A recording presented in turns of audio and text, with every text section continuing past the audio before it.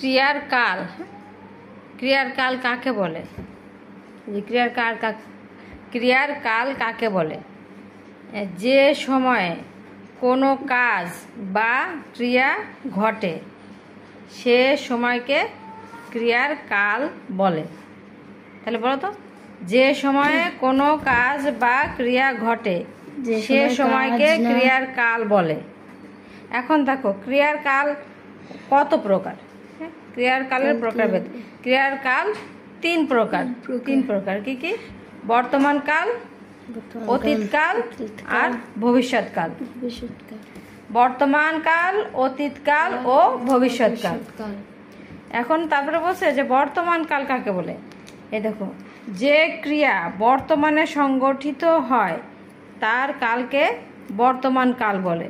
তাহলে কি? যে ক্রিয়া বর্তমানে সংগঠিত হয় তার কালকে বর্তমান কাল বলে।